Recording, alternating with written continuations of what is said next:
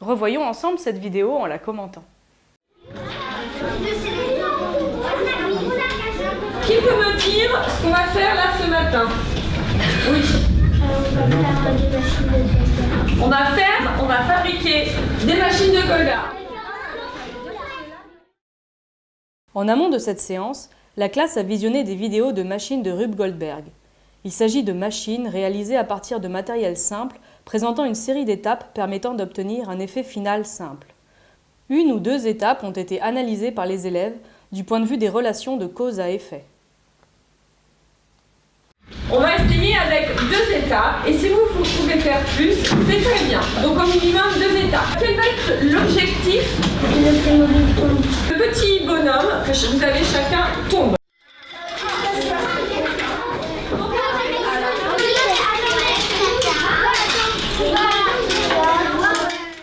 Au cours de cette approche sensible, les élèves éprouvent la difficulté et la satisfaction de produire une chaîne causale en coopération.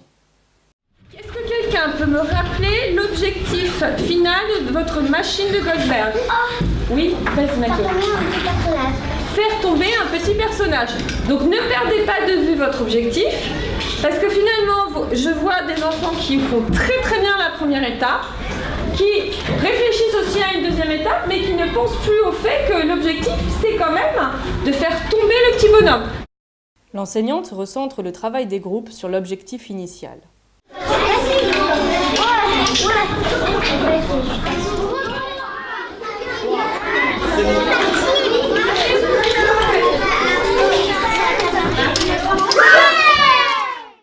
La réalisation de dessins est le support à une mise en commun en classe permettant de formaliser la notion de cause et celle d'effet.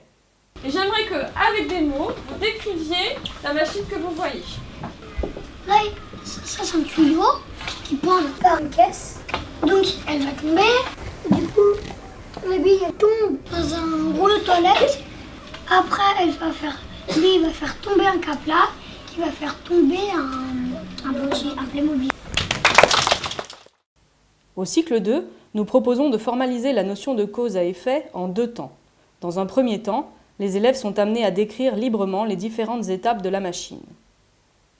Alors, est-ce que quelqu'un peut réexpliquer la dernière étape de cette machine en utilisant le mot donc ou parce que? Pourquoi le bonhomme tombe alors?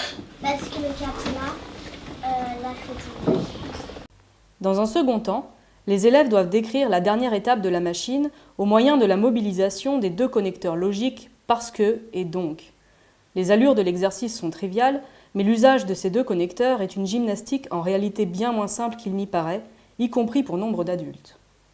On va essayer de faire maintenant répondre à la même question en utilisant donc. C'est un petit peu plus difficile, mais je sais que vous allez y arriver. Il y a une bille qui a fait tomber le capla et du coup le capla il va sur le bonhomme et ça le fait tomber. La bille fait tomber le capla et donc le capla fait tomber le bonhomme. Très souvent, ils utilisent l'expression « du coup » de façon équivalente à « donc », sans forcément réaliser que le sens en est le même. Leur attention pourra être attirée sur ce fait. Les connecteurs logiques permettent aux élèves d'identifier des causes et des effets, compétences fondamentales pour pouvoir raisonner au sujet du monde qui les entoure. Plus tard, ces compétences pourront être mobilisées au service d'une pensée critique, notamment pour comprendre les fondements de sujets aussi complexes que les changements climatiques ou les politiques de santé.